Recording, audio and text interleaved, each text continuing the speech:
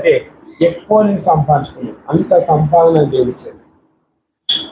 అందుకే ఫస్ట్ ఎవరికి వాళ్ళ సమయం లేదు, ఈరోజు నాకు సంపాదన పోతుంది, ఈరోజు నాకు నా సమయం వ్యర్థైతే అనుకుంటే అక్కడే ఉంటాం. సమయం వ్యర్థం చేసుకోవాలి. విలువైంది దేవుడి కంటే ఏది ఎక్కువగా కాదని. అమ్మా నువ్వు కష్టపడి సంపాదిస్తా అంటాడు, కూడబట్టి నీకు ఎవరో ఒకరు ఉంటుంది. నీ కొడుకు కావచ్చు, నీ బిడ్డ కావచ్చు, నీ భర్త కావచ్చు, ఎవరో ఒకరు. అన్ని కుప్పంతి ఏమైతే దమైతే అనుకుంటావు, కానీ నీ భ్రమ. కానీ ఆ డబ్బు ఏమాత్రం నీకు జమ కాదు, ఏమాత్రం చేసే కష్టార్థము నిలవదు. అక్కడ ఎవరికి సహాయం ఉండాలి అమ్మా? దేవుని సహాయం ఉంటే, దేవుని యొక్క ఆదరణ నీకుంటే, దేవుని యొక్క ఆ కాపుదల నీకుంటే, నువ్వు చేసే కార్యములు అన్నింటిలోకి ఏమిటంటే భద్రత కలుగుతుంది. అందుకే దేవుని భద్రత ఈరోజు ఎంతమంది కాదు చెప్పండి. దేవుని భద్రత నీతో ఉన్నాయంటే అన్ని క్షేమే, అన్ని నీకు సమాధానం, అన్ని నీకు మేలగలుగుతుంది. ఒక సహోదరుని నాకు చెప్తాను, నయ్యా నీ నాటుకోవడం నీకు ఏం ఫాల్ట్ లేదు, ఏం ఫాల్ట్. దేవుని సన్నిధి రాకపోతే దేవుని మాట ఒప్పుకొని మనము, ఆయన మాట ఒప్పుకొని మనం ఆయన మాట ప్రకారం నడకపోతే అన్ని సమాధానం ఉండేదండి. దేవుని మాత్రం బట్టి ప్రసంగంలో 5:4 అంట, నేను ఎవడు ఒప్పుకోమంటాను, ఒప్పుకొని నీ దేహాన్ని ఎందుకు పాడు చేసుకుంటానంట. ఒకడే బాబు అది అంతా ఇంటుంటాడు, అబ్బాయి ఇంటుంటాడు, మళ్ళీ సంతానం లేదు.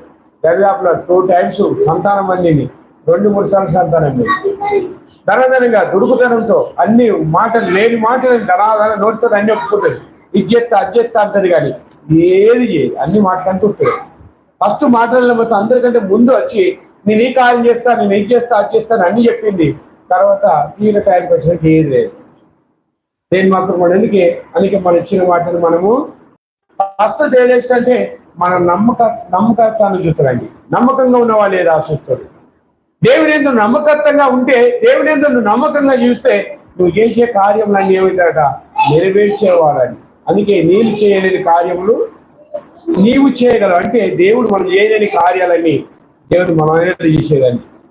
ఎవరు వస్తలేరు కాదు, ఎవరు చూడాలి మనం చేసే కార్యములన్నింటినీ అమ్మా? ఎవరు చూడాలి? దేవుడు చూడాలి మనం చేసే కార్యం. ఏదో మనుషుల కోసం కాదు మనం చేసేది, మనుషుల కోసం కాదు జీవించేది. జీవితకాలం అంతా ఎవరి కోసం ఎవరు మెప్పుకోరు అంటే దేవుని మెప్పుకోరే వారిగా, దేవునికి అనుకూలమైన వారిగా, దేవునికి నచ్చిన వారిగా నువ్వు జీవిస్తే నీ జీవితంలో అన్ని క్షేమంగా తెలియదు. అవును, దేవుని మాట నేను వింటా, శ్రద్ధగా అన్నవారు ఎంతమంది, ప్రభు మాట నేను వింటా అన్నవారు, దేవుని మాట వింటాను. ఎంతమంది ఉదయం తొందరనే వచ్చి ఇలా ఈ స్థలంలో కూర్చున్నవారు చెప్పండి, ఎంతమంది? ఒక్కోసారి మీరు మమ్మల్ని పరీక్షిస్తాను, ఒక్కోసారి మిమ్మల్ని పరీక్షిస్తాను. ఇప్పుడు చాలా మంది మీరు ఇక్కడ రాకుండా మీ అందరూ ఏంటి మనం వచ్చిన కానీ అయ్యగారు వాళ్ళు రాలేదు అనుకున్న వాళ్ళు లేరా? ఇప్పుడు ఇక్కడ అనుకున్న వాళ్ళు రాలేరా? అన్నారు. మనం వచ్చాకు అయ్యగారు వచ్చాక మనమే రాలేదు, కానీ ఇప్పుడు మనముదైనా కానీ అయ్యగారు రాలేదని చెవులు కొనుక్కున్నారు. ఎందుకు? కాలక్షేపమే. కానీ సమయాన్ని పోకుంటే అమలు చేయాలంటే ఫస్ట్ వచ్చి ప్రార్థన చేయాలి. ఎంతమంది ప్రార్థన చేస్తాను? వచ్చాడు ముచ్చాడు పడ్డాను. దేవుని మందిరానికి వచ్చినప్పుడు సఫలవక్తందు జాగ్రత్త పడాలంట. అంటే నీ మాటలన్నీ మర్చిపోవాలండి. లోకంలో ఉన్న విషయాలని ఇక్కడి సంఘంలో తీసుకురాదు, బయట విషయాలని తీసుకొచ్చి ఇక్కడ చెప్పుకోవద్దు. మీరు బయటకు వెళ్ళి చెప్పుకోవాలి, కానీ మీరు ఖచ్చితంగా ఏం చెప్పాలంటే మీరు ఎవరితో మాట్లాడాలి? దేవునితో ఎక్కువ మాట్లాడాలి. ఎందుకంటే ఇంకొక గంట అయితే ఒక అర్ధ గంటలు మేమంటూ మీరు అప్పుడు ఒక అర్ధ గంటలు మీకు వచ్చేది ఏది తెలియదు, ఏది మీకు అర్థం కాదు. అందుకే ఎక్కువ సమయం ఎవరికి ఇవ్వాలి మీరు చెప్పండి. ఎంతమంది ప్రార్థన చేసింది?